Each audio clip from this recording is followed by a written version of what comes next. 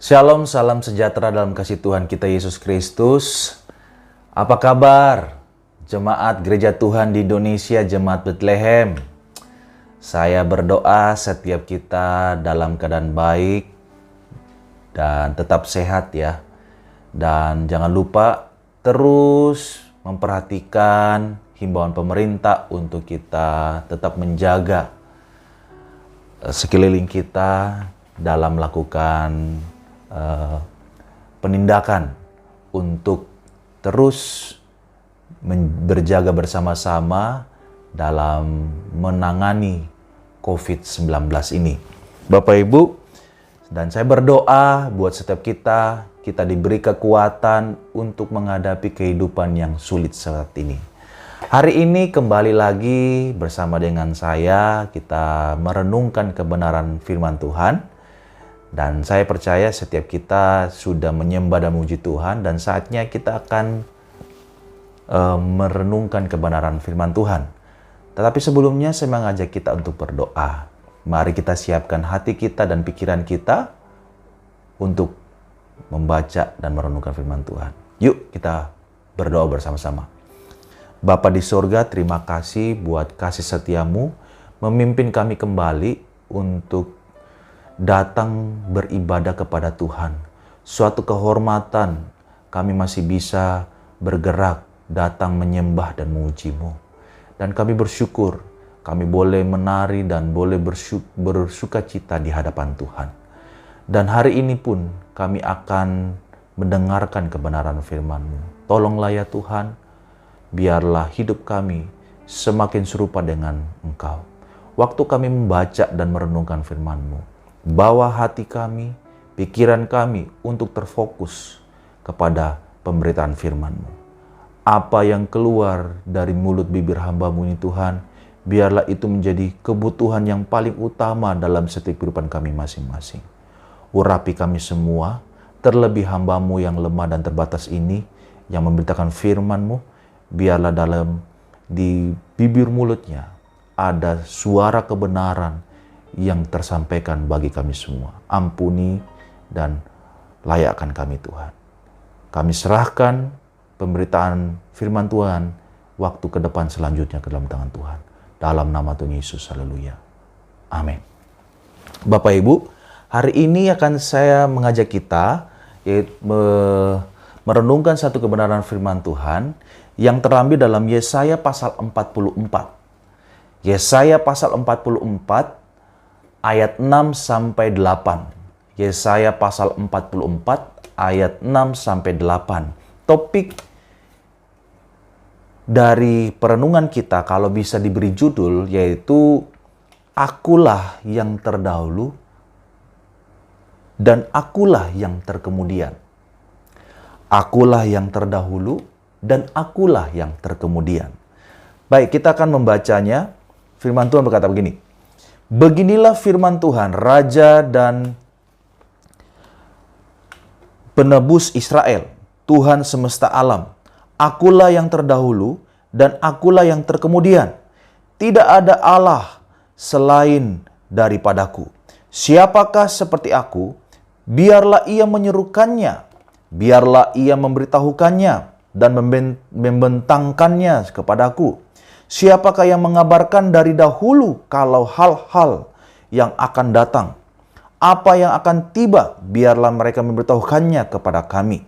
Janganlah gentar dan janganlah takut, sebab memang dari dahulu telah kukabarkan dan kuberitahukan hal itu kepadamu. Kamulah saksi-saksiku, adakah Allah selain daripadaku? Tidak ada gunung batu lain yang lain. Tidak ada ku kenal. Amin. Bapak Ibu, saya nggak tahu perasaan apa yang kita alami hari-hari ini Bapak Ibu. Karena kita tahu kita melaluinya bersama-sama 2 tahun di masa pandemi ini. Ada begitu banyak hal yang berubah dalam kehidupan kita. Banyak situasi krisis yang kita hadapi, situasi sulit yang kita alami, membuat kita carut marut, tidak menentu, berpikir di luar kebiasaan-kebiasaan kita sebelum pandemi. Tapi saya mengajak kita untuk merenungkan firman Tuhan kembali. Yaitu apa? Apa perasaan kita waktu kita mengalami hal itu? Apakah kita takut? Apakah kita bingung mengalami hal semua itu? Nah, saya mengajak kita untuk merenungkan firman Tuhan ini. Untuk supaya kita tidak takut dan gentar. Karena Dia adalah Allah yang terdahulu dan Dia juga Allah yang terkemudian. Maka dari itu, mari kuatkan hati kita, pikiran kita dengan firman Tuhan yang diberikan pada hari ini. Dalam Alkitab kita diberitahukan Bapak Ibu bahwa bangsa Israel terbagi menjadi dua kerajaan, yaitu di utara kerajaan Israel dan di kerajaan selatan yaitu ada kerajaan Yehuda. Dan pada masa itulah Nabi Yesaya yang kita baca pada hari ini melayani. Pada masa-masa itu juga adalah masa-masa krisis, masa-masa yang tidak menyenangkan bagi bangsa Israel, kerajaan Israel dan juga kerajaan Yehuda. Dan sama juga seperti nabi-nabi yang lain sebelum pembuangan. Dan kalau kita lihat Bapak Ibu, situasi di Israel, kerajaan utara maupun di Yehuda, kerajaan selatan juga mirip-mirip. Dua hal yang mereka lakukan yang tidak berkenan di hadapan Tuhan. Pertama, mereka terjebak kepada penyembahan berhala. Lalu mereka melakukan ketidakadilan terhadap orang-orang yang lemah, janda, orang-orang yatim piatu, orang asing, bahkan kepada orang-orang miskin. Jadi Bapak Ibu bisa kita bayangkan ada penyembahan berhala di sana. Padahal mereka adalah umat pilihan Tuhan. Ada juga penindasan sehingga carut marut baik di negara Israel maupun di negara Yehuda Bapak Ibu. Dan sebetulnya Bapak Ibu, apa yang mereka lakukan ini sebenarnya itu perlawanan terhadap hukum Taurat atau hukum Tuhan yang diberikan kepada mereka. Mengapa? Karena kita tahu bersama bahwa Tuhanlah yang membawa mereka, yang menyelamatkan mereka dari Mesir. Sehingga otomatis Tuhan yang menjadikan mereka umat pilihan Allah. Dan Tuhan yang memberikan juga tanda kepada mereka. Dan salah satunya adalah hukum Taurat, hukum Tuhan. Untuk apa? Untuk supaya apa? Hidup mereka berbeda dengan bangsa-bangsa lain yang ada di sekeliling mereka. Tetapi apa yang mereka lakukan? Ternyata mereka hidup sama persis dengan bangsa-bangsa lain. Sehingga Tuhan melihat bahwa itu tidak menyukakan hatinya. Sehingga Tuhan bawa dan mengirim banyak orang-orangnya, nabi-nabinya. Untuk apa? Untuk memperingatkan mereka. Termasuk Nabi Yesaya Bapak Ibu. Dalam berita Yesaya memberikan peringatan kepada mereka. Kalau engkau tidak bertobat, kalau engkau tidak mau tinggal diam dan percaya, kalau engkau tidak mau datang kepada Tuhan untuk memohon pertolongan, maka engkau akan aku hukum. Kalau engkau lebih suka minta tolong kepada Mesir dan kuda-kudanya yang kuat pada waktu itu, yang hebat pada waktu itu, maka Tuhan akan membuat engkau kalah di dalam peperangan dan engkau akan menyesali keputusanmu. Tapi Bapak Ibu kita lihat di pasal-pasal sebelumnya, respon mereka apa? Ucapan Tuhan diabaikan. Peringatan Nabi tidak diperhatikan oleh bangsa Yehuda secara khusus. Mereka tidak bertobat. Mereka tetap saja tidak berharap kepada Tuhan. Mereka lebih mengandalkan diri sendiri, mereka lebih mengandalkan Mesir, mereka mengandalkan bangsa-bangsa di sekeliling mereka. Dan itulah kesalahan mereka. Tuhan memastikan bahwa mereka akan mendapatkan hukuman dari Tuhan melalui tangan bangsa Kasdim, orang kafir, bangsa Babel, Bapak Ibu. Tetapi Bapak Ibu, berita yang disampaikan Tuhan melalui nabinya tidak hanya sampai di situ. Kita melihat ternyata Tuhan bukan hanya memberikan peringatan yang keras, tetapi juga selalu Tuhan memberi janji dan akan menyertai mereka dengan pengharapan. Tuhan menyertainya dengan penghiburan. Yang sedang dihadapi bangsa Yehuda pada waktu itu, Bapak Ibu, mereka pasti akan dibuang ke Babel karena dosa mereka, pelanggaran mereka. Tapi di sini Tuhan juga memberikan janjinya kepada mereka bahwa nanti kalaupun mereka dibuang selama 70 tahun ke Babel, Bapak Ibu, mereka terserak sebagai orang asing di negeri orang. Pasal sebelumnya di pasal 43, di situ dikatakan bahwa Tuhan akan mengumpulkan mereka kembali. Tuhan berkuasa untuk mengumpulkan dan memulihkan mereka. Lalu di bagian teks yang kita baca di pasal ini, Tuhan memberitahukan kepada kita siapa dirinya, Bapak Ibu. Bapak Ibu, bangsa Yehuda di sini dihajar oleh Tuhan.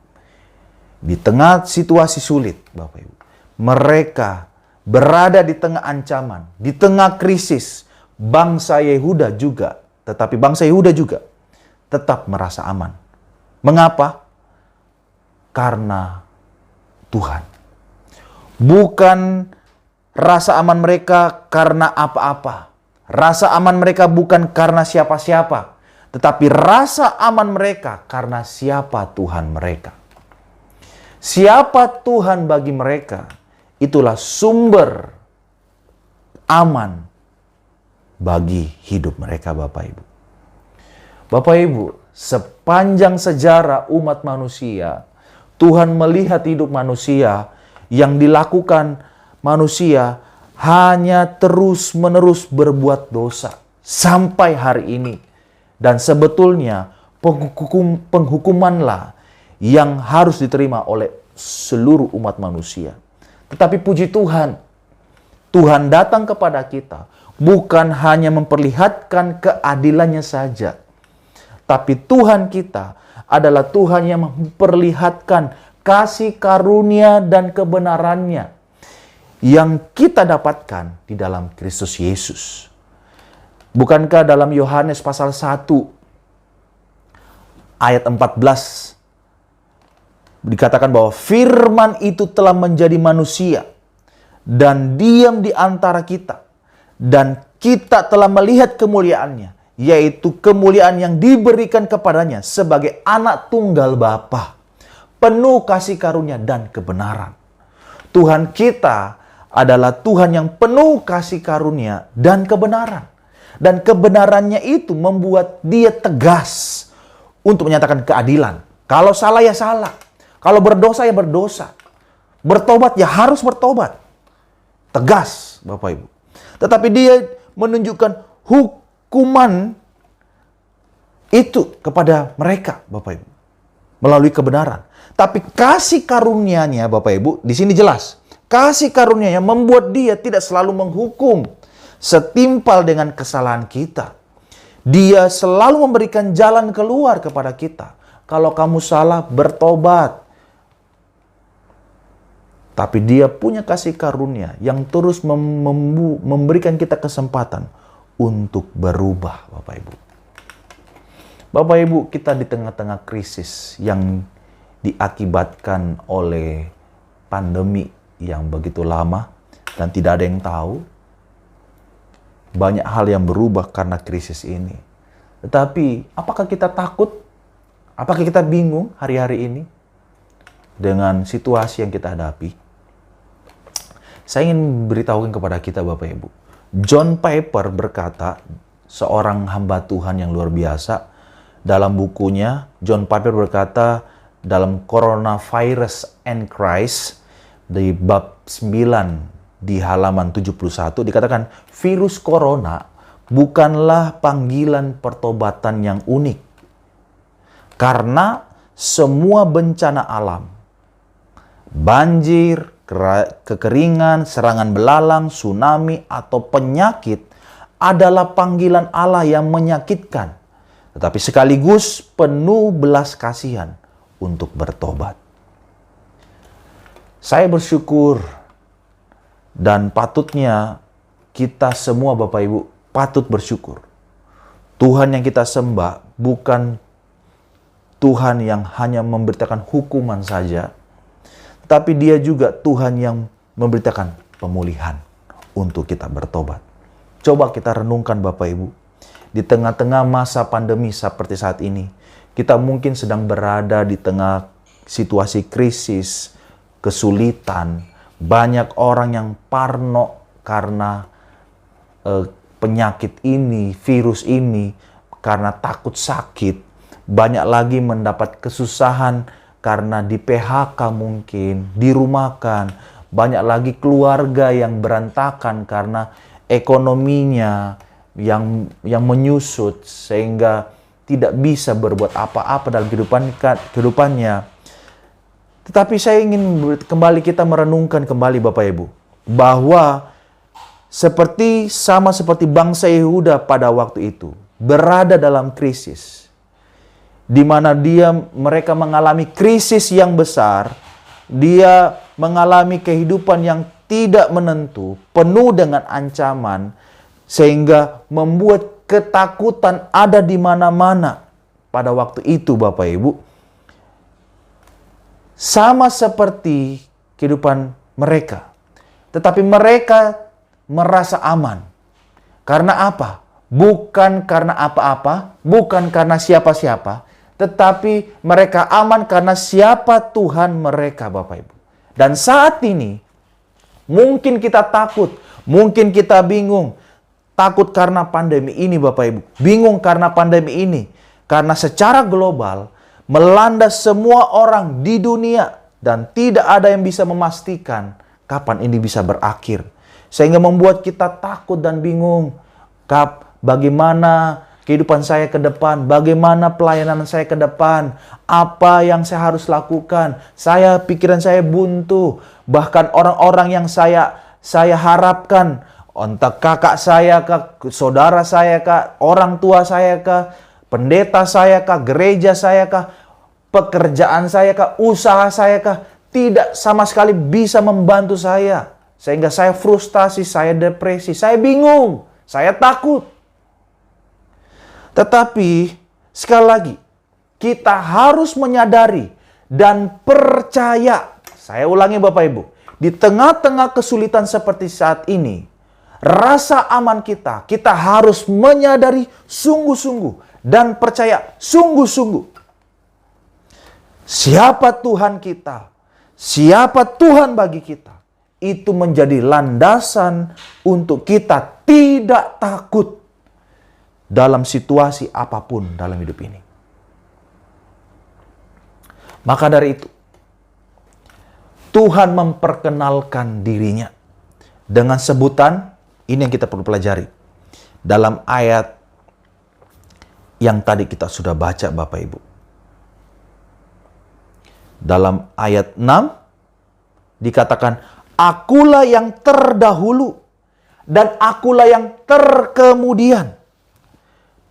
Bicara tentang apa? Awal dan akhir. Tetapi ada hal yang paling penting yang perlu kita sadari. Kita harus bandingkan ini dengan Wahyu pasal 1. Pasal 1 ayat 8. Dikatakan bahwa kita coba bandingkan antara ayat 6 ini, pasal 44, ayat 6. Lalu kita bandingkan dengan Wahyu pasal 1 ayat 6. Dikatakan bahwa Wahyu pasal 1 ayat 6, Aku adalah Alfa dan Omega, firman Tuhan Allah, yang ada, yang sudah ada, dan yang akan datang, yang maha kuasa. Bapak Ibu, di mana memberitahukan kepada kita sesungguhnya berita apa sih? Yaitu adalah apa? Kalau di dalam ayat 6 dikatakan bahwa akulah yang terdahulu dan akulah yang terkemudian. Tetapi kalau kita coba hubungkan, bandingkan dengan Wahyu pasal 1 dan ayat 8, bahwa akulah adalah Alfa dan Omega, yang memberitakan bahwa Alfa itu yang terdahulu dan Omega yang terkemudian, Bapak Ibu, memberikan sebuah keseluruhan bahwa yang ada, yang sudah ada, dan yang akan datang. Menunjukkan kepada kita kepada apa? Suatu keseluruhan dari kehidupan yang dibuat oleh Allah, yang tidak mengkagetkan dalam kehidupan kita. Yaitu adalah apa? Bukan hanya awal dan akhir saja, tetapi dia penguasa segala sesuatu dan segala waktu. Di mana dia bukan hanya hadir di awal saja dan di akhir saja, sehingga kita berkata, oh, yang di tengah masih bisa diisi dengan yang lain. Tidak berdemikian. Kalau di awal itu Tuhan, di akhir itu Tuhan, lalu yang di tengah kita isi dengan yang lain. Oh, kita isi dengan pekerjaan kita isi dengan penyembahan-penyembahan yang lain. Tidak bisa. Justru di Wahyu menegaskan kepada kita, Dia yang ada, yang sudah ada di masa yang lalu, oke, di masa yang ada sekarang, sudah ada sekarang, bahkan yang akan datang. Jadi di rentang segala sesuatu, segala waktu dalam kehidupan kita, Dia ada. Maka dari itu, tidak ada sesuatu yang lepas di hadapan Tuhan. Bahkan di tengah krisis yang kita alami saat ini pun, Dia tetap ada. Maka dari itu saya ingin menguatkan kehidupan kita hari ini, Bapak Ibu. Ayo, sadari, percaya bahwa Dia Allah yang tidak pernah absen dalam kehidupan kita. Dia selalu ada dari dulu, hari ini, sampai yang akan datang. Kalaupun hari yang akan datang pun mungkin ada krisis yang jauh lebih besar, percayalah, Dia hadir di sana. Dia akan memberi kekuatan, berikan pengharapan kepada kita. Karena Dia Allah yang tidak pernah meninggalkan kita, Bapak Ibu. Maka dari itu, apa implikasi atau aplikasi yang perlu kita percayai dan kita lakukan dalam kehidupan kita? Sederhana, Bapak Ibu, dari pembacaan kita. Kalau Dia Allah yang berdaulat dalam kehidupan kita sepenuh-penuhnya, maka yang pertama adalah memberitahukan kepada kita, Dia adalah Allah yang tak tertandingi. Dia Allah yang tak tertandingi, Bapak Ibu. Dia Allah yang tak tertandingi. Dalam ayat 6 dikatakan bahwa tidak ada Allah selain daripadaku. Bapak Ibu, saya ingin mengajak kita untuk merenungkan begini, Bapak Ibu. Pandemi ini memurnikan kita. Kalau seperti orang bangsa Yehuda, mereka terjebak oleh berhala-berhala. Mereka tidak ada ketidakadilan dalam hidup mereka. Jangan-jangan pandemi ini memurnikan kita dari setiap berhala-berhala dalam kehidupan kita. Dan sehingga Tuhan ingin menegaskan, memberitahukan kepada kita bahwa tidak ada Allah selain daripadaku. Tuhan tetap berteriak kepada kita, tidak ada Allah selain daripadaku. Ayat 8 berkata bahwa, adakah Allah selain daripadaku? Tidak ada gunung batu yang lain, tidak ada ku kenal. Menunjukkan pandemi krisis ini sesungguhnya memurnikan setiap hati orang-orang percaya. bahwa jangan-jangan kita tanpa sadar punya berhala-berhala dalam hidup kita. Bisa saja, coba kita renungkan, Bapak Ibu, yang mungkin menandingi Allah, bahwa sesungguhnya dia tidak tertandingi. Mungkin pekerjaan kita, selama ini kita pikir, amanlah hidup saya. Toh, masih ada kerjaan kok. Toh, masih ada ini kok, pegangan. Mungkin kita berpikir, amanlah. Toh, masih ada keluarga. Toh, masih ada saudara. Toh, masih ada orang tua. Toh, masih ada harta. Mungkin kita berpikir, bisnis kita, pekerjaan kita, suami kita mungkin yang kita pegangin, istri kita yang kita mungkin pegangin. Hati-hati. Jangan-jangan itu menjadi berhala. Hati-hati kalau kita menganggap anak kita menjadi sandaran yang paling utama dalam hidup kita. Hati-hati, jangan-jangan itu menjadi berhala. Tuhan datang kepada kita hari ini. Dia Allah yang tak tertandingi. Tidak ada Allah selain Dia, Bapak Ibu. Mari jadikan Dia satu-satunya Allah penyembahan kita.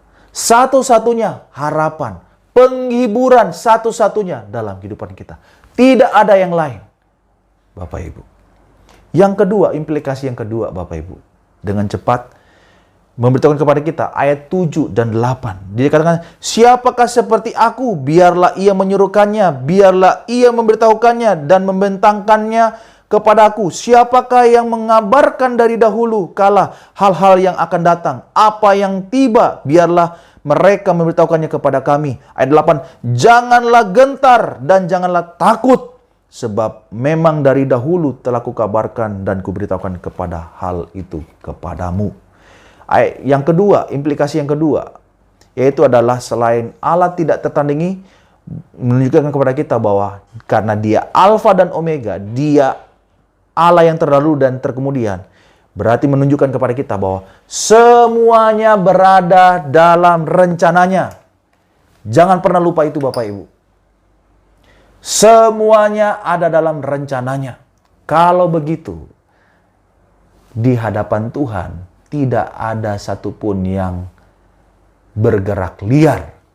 Justru secara detail, dari hal yang paling kecil sampai hal yang paling besar, dari hal yang paling biasa sampai hal yang paling luar biasa, semuanya berada di dalam rencananya.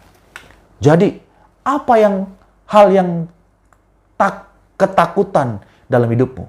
Apa hal yang membingungkan dalam hidupmu? Masa depan anak-anakmu kah? Pergumulan tentang ekonomimu kah? Pergumulan tentang pelayananmu, pergumulan tentang pekerjaanmu, semuanya berada dalam rencananya. Dan patut kita menyadari, patut kita percaya akan setiap rencananya. Ada pengharapan di sana, ada penghiburan di sana. Dan pasti kita akan melaluinya, Bapak Ibu. Karena semuanya berada dalam rencananya. Yang ketiga, yang terakhir, tujuan Allah mengapa kita melalui semua krisis ini dan Tuhan mengizinkan itu terjadi dalam hidup kita. Karena semuanya untuk tujuan ilahi. Yaitu apa? Kita menjadi saksi-saksinya. Kita menjadi saksi-saksinya. Dikatakan dalam ayat 8a yang tadi kita baca, janganlah gentar dan janganlah takut, sebab memang dari dahulu telah kukabarkan dan kuberitahukan hal itu kepadamu. Kamulah saksi-saksiku. Di sini menunjukkan apa? Tujuan Allah kita berada dan melewati setiap krisis dalam kehidupan kita. Bukan hanya sekedar yang hidup yang enak, yang mapan, yang nyaman. Tapi setiap krisis juga itu bagian dalam rencana Tuhan untuk menunjukkan kita adalah saksi-saksi Tuhan. Kita menjadi contoh. Kita menjadi suatu yang berdampak. Atau gambaran yang dipakai oleh Tuhan Yesus, yaitu kita menjadi garam. Kita menjadi terang, Bapak Ibu. Kita menjadi ragi di tengah adonan. Hidup kita harus berdampak. Dan dampak itu kadang-kadang menyakitkan, Bapak Ibu. Seperti garam. Mau tidak mau dia harus larut. Tidak mungkin dia mau utuh. Dia harus larut. Akhirnya dia berkurang, habis. Tetapi hidupnya berasa di tengah-tengah dunia ini. Terangnya dipakai. Terang itu dipakai. Menerangi semua. Terangnya bercahaya. Tapi lama-lama kelamaan minyak akan habis. Tetapi dia mencahayai semua orang dan memperlihatkan semua orang. Ragi yang sedikit dapat mengkamiri semua adonan. Itulah hidup kita, Bapak Ibu. Pertanyaannya, bagaimana dengan hidup kita hari-hari ini? Kita adalah saksi-saksi Tuhan. Tuhan tahu kita ada di tengah-tengah krisis. Tapi Tuhan membuat itu semua untuk supaya kita berdampak di tengah-tengah dunia ini. Berdampak bukan untuk memperlihatkan kesalahan-kesalahan kita. Berdampak bukan untuk memperlihatkan setiap keberdosaan kita. Tapi berdampak untuk memperlihatkan setiap perubahan hidup kita. Memperlihatkan setiap iman kita. Memperlihatkan setiap kepercayaan kita di tengah-tengah dunia ini. Mari kita sadari ini, Bapak Ibu. Tidak ada setiap kita yang sempurna. Tetapi bukan berarti kita tidak bisa melaluinya. Ada begitu banyak tokoh-tokoh iman, Bapak Ibu, dalam Alkitab yang mengalami krisis sampai mati, Bapak Ibu. Kalau mungkin kita berpikir, lebih baik saya mati daripada menghadapi krisis ini. Bapak Ibu, kalau Bapak Ibu baca dalam Ibrani pasal 11, banyak tokoh-tokoh iman yang sampai pada akhir hidupnya pun mati karena digergaji, mati karena dilempari batu, mati karena dianiaya, karena iman mereka. Mereka tetap percaya dan beriman kepada Tuhan. Dan itu bukanlah satu kerugian. Karena apa? Dialah Allah yang terdahulu. Dialah Allah yang terkemudian. Dia Allah yang tak tertandingi. Sehingga dia punya rencana. Karena semuanya dalam hidup kita berada dalam rencananya. Dan tujuannya, dia menjadikan kita saksi-saksinya. Kuatkan hidup kita dalam panggilannya. Mari kita berdoa. Bapa di surga, terima kasih bersyukur buat kehadiran-Mu yang menyatakan firman-Mu dalam kehidupan kami. Tuhan, kami memohon kepadamu, sekali lagi teguhkan firman-Mu dalam hidup kami, dalam pikiran kami. Mungkin selama ini, beberapa hari ini, pikiran kami diliputi oleh kebingungan, hati kami diliputi oleh ketakutan, tidak bisa menerima keadaan sulit yang kami alami hari-hari ini. Tuhan, beri kami harapan. Kuatkan, tambahkan iman kami. Hiburkan hati dan pikiran kami yang lemah ini. Supaya dalam setiap kehidupan kami, kuasa-Mu nyata dan membuat kami menjadi saksi-saksi Tuhan di dalam hidup ini. Ampuni segala keterbatasan kami. Bawa kami untuk menjadi saksi Tuhan untuk melakukan firman-Mu. Terpujilah nama-Mu Bapa, kekal untuk selama-lamanya. Tuhan memberkati seluruh jemaat Tuhan yang ada di gereja Tuhan di Indonesia, Jemaat Bethlehem di Telo. Tuhan menolong kehidupan mereka, ekonomi mereka, kesehatan mereka, pekerjaan mereka, pelayanan mereka. Tuhan berkati supaya ada hal yang baik bagi kemuliaan Kristus. Tuhan memberkati pelayanan pastoral mulai dari gembala sidang, Mami. Tuhan berkati. Tuhan berkati seluruh para pelayan Tuhan, Bapak Rey dan keluarga. Tuhan berkati seluruh pelayan-pelayan-Mu. Tuhan memberkati seluruh hamba-hamba-Mu yang melayani dari pemain musik, bahkan WL singer, seluruh pelayan-pelayan Tuhan yang memberitakan warta gereja, bahkan seluruh jemaat Tuhan yang hadir, yang memuji dan memuliakan Tuhan, yang datang dengan kerinduan, yang membawa hati dan pikiran mereka yang penuh dengan pergumulan. Tuhan memberkati.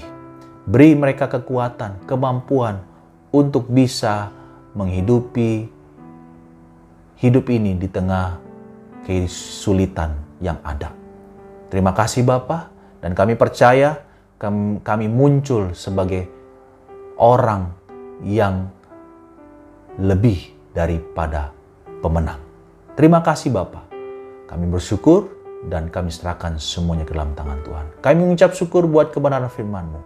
Hanya dalam nama Tuhan Yesus Kristus, penebus kekasih jiwa kami yang sejati. Haleluya. Amin. Tuhan Yesus berkati kita semua.